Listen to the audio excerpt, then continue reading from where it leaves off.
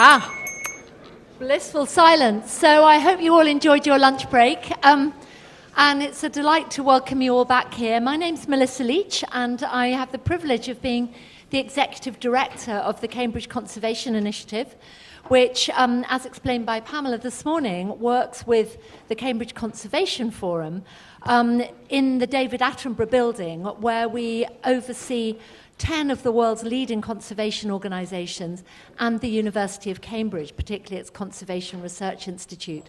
And this is an absolute powerhouse of ideas and action and collaboration for people and nature. And one of our core priority themes is restoration or rewilding. So it couldn't be more fitting to be here and to welcome all of you here. Many of our projects, there are people here at this conference who are involved in some of CCI's projects, and of course you heard about one of those in the session before lunch from the Endangered Landscapes and Seascapes programme.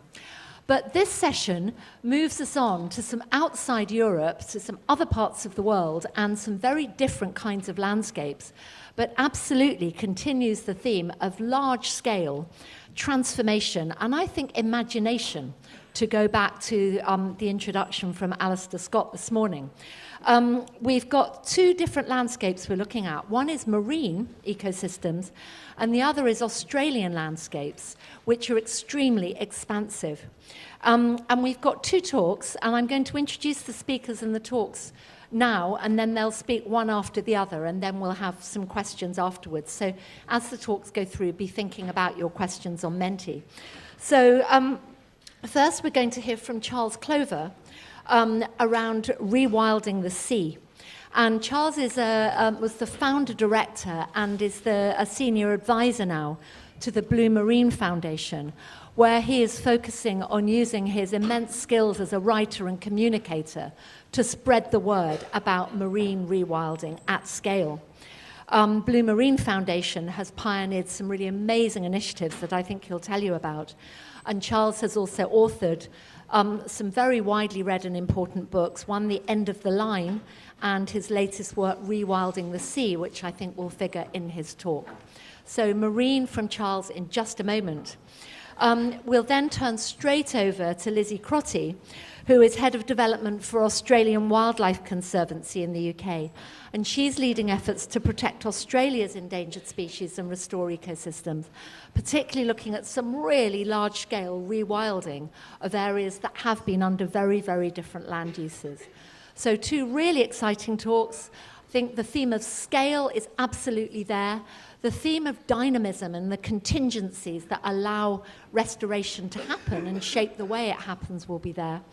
And I think also, but perhaps in some slightly different guises, this important set of questions about cultural values and the people who inhabit now or may once have inhabited the landscapes that are now up for restoration, and how that engagement and involvement and partnership with communities can really move forward. Something that I think has a very, very different set of contexts when we're talking about marine ecosystems perhaps seemingly empty of people, or Australian landscapes perhaps seemingly empty of people now, but nevertheless where those cultural values are going to be important. So this is a theme I'm very passionate about. We'll see what comes up in the questions, but with no further ado, I will hand over to Charles.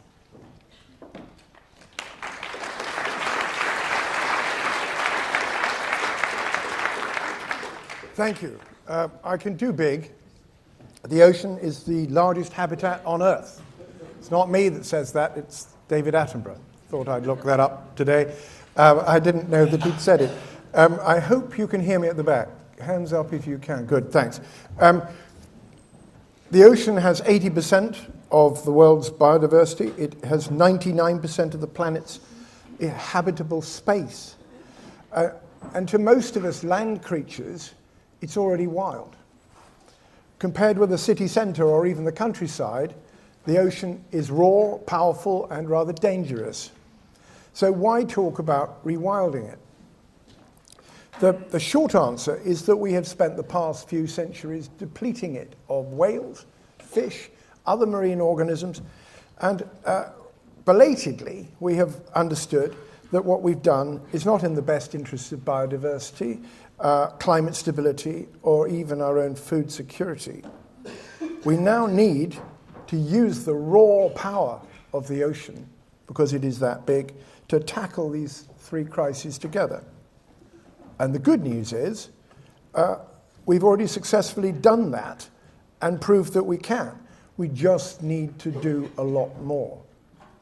As I say in my latest book, which is entitled behind me, The Destruction of Life in the Ocean is one of the world's most solvable problems. Philosophically, we all depend upon the planet, especially the ocean, to survive. Every other breath, as they say. But we need to work together in a common sea to achieve anything. The paradox is that it's a struggle to make the public interest, however strong, prevail over sectional interests in the sea. Green efforts are too easily demonized by populist political parties and industrial lobbies, and often to no avail. Nonetheless, the UK has achieved more in marine rewilding than anyone else in Europe, arguably the world, though you won't hear politicians bragging about that. But now we have a new government in this country that understandably wants more cooperation with the EU, who wouldn't. But the danger is the price of this reset will be that we have to surrender some of our most successful rewilding efforts, unless, and this is an appeal to people in this room, unless NGOs across Europe can help us to defend them. I'll explain what I mean in a minute. But first, back to first principles. How bad is it out there in the ocean? I'm having difficulty. We've gone there. We've got there. We've gone too far. How bad is it? This slide is called Just One Day's Catch. The photographer who took the picture was obviously shocked by the quantity of fish lying out for sale one morning, and he was right to be, because these are, many of them, juveniles, and the fishery is unregulated and unsustainable. It happens to be taken in the Bay of Bengal, but it could be in many other parts of the world. Some 90% of big fish, like these blue marlin and sailfish, are already gone. We know that from the famous paper written by Ram Myers and Boris Worm back in 2003 that I included in my book about the global impact of the fishing industry, The End of the Line. What am I pointing at? Because it's not going anywhere. Pointing here? It should be working, but Natasha's happy to help. Could you possibly? Why don't I just do the slides for you? Can I wave at you or something? I can't get the button to work. Is it this one? Oh, Yeah, that's the one. So this was the first book on the sea that I wrote, The End of the Line. The global trends I described there and in the 2009 film of the same name continue. Worldwide, wild capture fisheries continue to decline. As a result, the world is not on course to end hunger and malnutrition by 2030, a key UN goal. We have not ended overfishing in EU waters or in the UK, and we are understanding that what we're doing in the ocean is having an impact on the climate. Some scientists estimate that the trawling industry's impact is the same as the global aviation industry. Whether or not those figures are right, it's not going to be zero, and we are increasingly going to have to consider the broader environmental impacts of a subsidized industry that's largely escaped scrutiny for these reasons. It's clear also that the take-up of carbon by marine creatures, both in the water column and on the seabed of the continental shelves, could be many times greater if we were to manage them properly, and that we have only scratched the surface of nature-based solutions in the sea, because the carbon cycle in the ocean is driven by living things. The negative trends we see in the picture of one day's catch are not the only trends out there in the oceans, though. Other things have been going on since I wrote The End of the Line all those years ago, and I've written those up in my book, The Rewilding the Sea. Cover slide, please. Thank you. One of these things that are going on, the contrary narrative is marine protection. Around 8% of the world's oceans are now protected. It may be a little bit more, maybe a little bit less. But if you think 8.2%, which is where I think it is, isn't a very significant amount, then just reflect that the number of UK electric cars is 4%. You notice them. You know, reviewers write more words about EVs because they are new and because once we have enough charging points, that is, they are the future. So, Rewilding the Sea is a more hopeful book than the one I wrote 20 years ago. Back then, everything in the oceans seemed to be going wrong. This book is a story of a journey from despair to hope. It's a tale of changes achieved around the world over the past decade or so by little groups of determined people, including fishermen, or fishers as they actually hate to be called. Here in this book, you will find an account of how things once thought impossible actually happened, such as the recovery of the Atlantic bluefin tuna, a fish people once thought so valuable that fishing would go on until the last fish was caught. As a result of a campaign within Europe in the early 2000s, in which I took part, the right decisions were taken by the EU and other international players, and we now have 400% more bluefin. We have bluefin popping up in places where they haven't been seen for 60 years. All because the right scientifically based management decisions were finally taken. Conservation works, economically as well as ecologically, if you let it. This is just one of the stories that I have been personally involved with that have led in their different ways to what I call in Rewilding the Sea. There are a few things I've been involved with. There's a few things I've been involved with. I define the concept of rewilding the sea in the broadest way possible, though I notice there is a tendency to try and divide it up. I don't like that. Rewilding the sea is almost the same idea as it is on land. It means stepping back, letting nature repair the damage we've done, or where we've managed to eradicate species and habitats, stepping in and reintroducing those species. For instance, the European oyster. There are differences with the land. First, rewilding the sea actually improves food security. Who knew? Because the way you invest in a wild ecosystem is by leaving it alone. If you leave the cod alone long enough, there will be more cod. Picture of cod, please. Just in case you didn't know what they look like. Food security. Food security of the ocean doesn't just matter on developing countries. We have realized it matters a lot in Europe too. Our British fish and chip shops are short of cod because of an enormous amount of it. I think about 70% used to come from Russia. We Europeans mismanaged our stocks in the good times, so they're not there to call on in the bad ones. We need to invest in the sea, which means leaving it alone more of the time. This does not just help fish. It helps nature, it helps capture more carbon from the atmosphere, and it helps fishermen. The thing is that the story of rewilding in the sea is different to our environmental narratives. It is a story of hope. There is a race to the top, as well as a race to the bottom, going on out there in the world's oceans. There are two narratives. When I wrote The End of the Line, there was only one, the catastrophe narrative. Which trajectory do we want to be on? The British side of the rewilding story was to focus on the UK overseas territories. Some 4 million square kilometres of ocean have been protected under what is now called the Blue Belt, in areas like Ascension Island, where I believe at least one person here has been, which has some of the largest fish left on Earth. Not these ones. But here is a picture of Ascension, of that protected area from space. Could you press that go button? That's quite true. Yeah, here we go. Yeah, that's it. Perfect. the moving parts are the world's high seas fishing fleet. That circle there is Ascension Island, an area nearly the size of France of unfished ocean.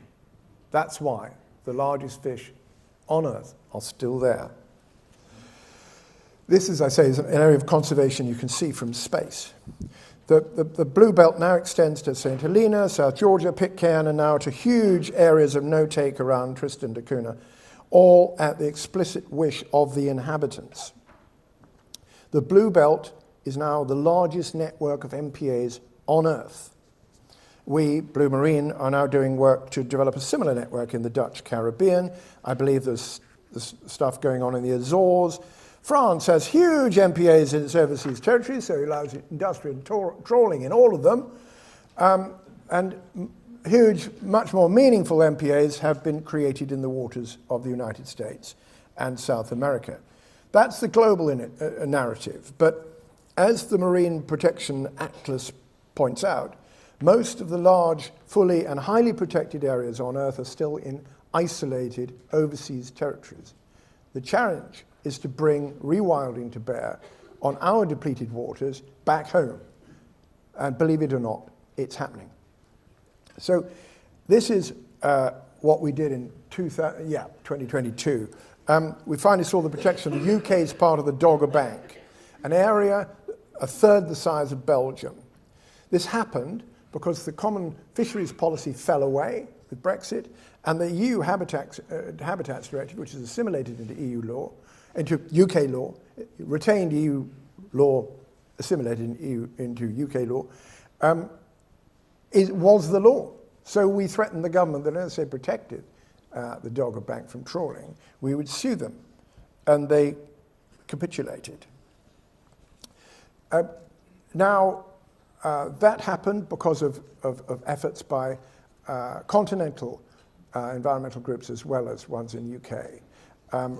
We are still working to get the Netherlands and Germany governments to protect their parts of this Atlantis of the North Sea, and we are working very closely with outfits like Doggerland in the Netherlands to do that. And I really look forward to supporting those measures. I was on an expedition to the Dogger in November 2023, and I was quite sick too. And among the wind farms, our cameras could see that rewilding is already happening on the seabed. Oh, and on the surface. A grey seal popped up 70 miles off the Yorkshire coast. And this is what's going on the seabed. Lots of life. The closure of the Dogger to trawling was not just promoted by ourselves, as I said, but by other continental NGOs. And why I'm mentioning them will become apparent.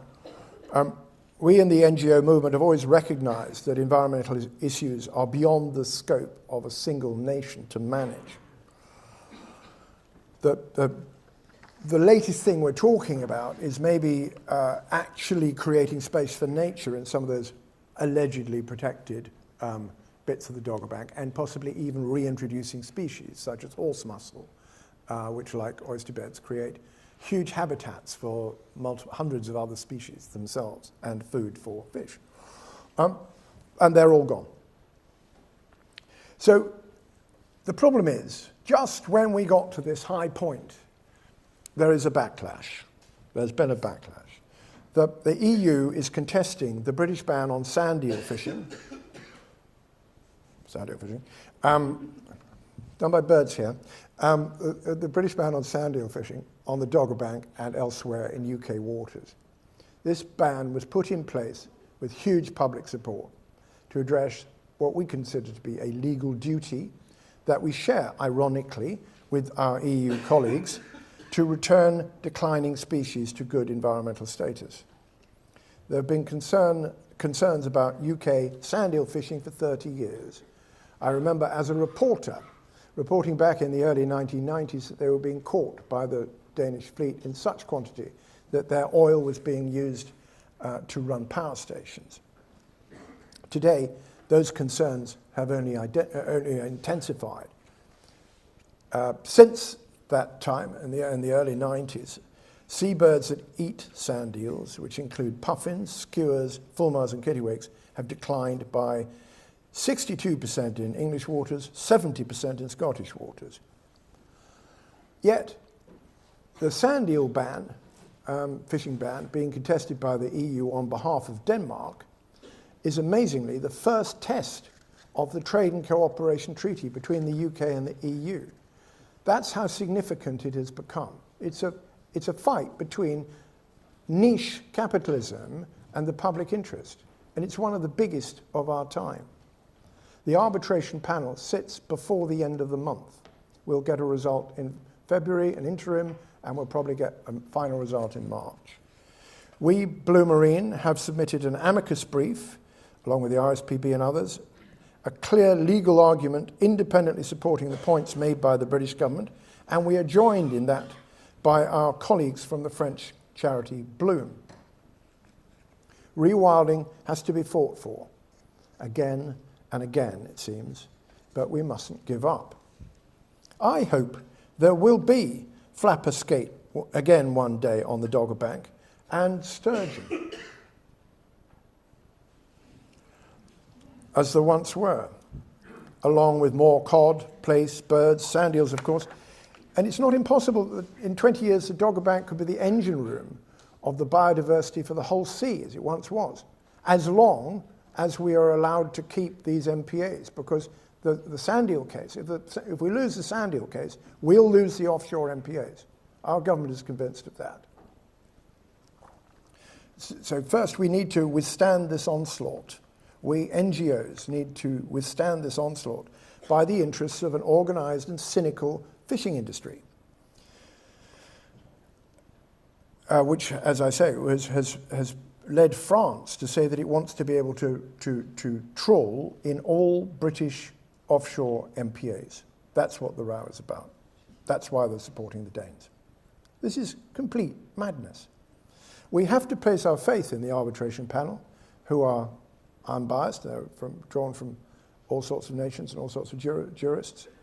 And we also have to place faith in the like-minded EU nations, such as Greece and Sweden, who've pledged to remove trawling and dredging from more than 30% of their waters by 2030, in line with the commitment made by the EU, as it happens, and the rest of the world in Montreal. But let's hope sanity prevails, because the reverse is quite too appalling to contemplate. I do also, in that argument, I noticed that the EU's new nature protection law calls for the same things that we're doing, actually protecting MPAs. It says the place to start are the Natura 2000 sites. That's exactly what we did in the UK with the protection of Lyme Bay, which is known as England's Coral Garden. There we proved that properly managed MPAs deliver for people and for nature. The numbers speak for themselves. 4 times the overall number of species. 4 times the number of commercially valuable fish, 16 years after a trawling ban.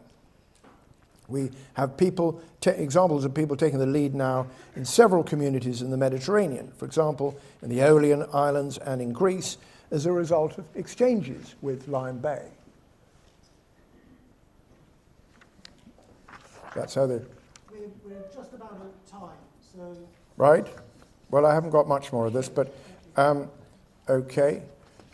We did eat into the beginning of it quite a lot.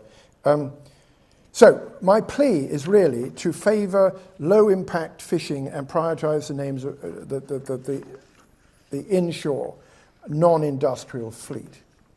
We're seeing nature restoration all over Britain, but shockingly we are still having to sue the government over the overfishing of commercial fish stocks. As our government tries to negotiate a closer relationship with the EU, why should we be forced into conceding access to other people's damaging industrial fleets when we should instead be talking together about growing our common resources? That's what our laws actually were set up to do. We need to adhere to them, not break them. The ocean is far, far more dynamic than we previously realized, and the way to invest in it is by leaving it alone more of the time. Thank you.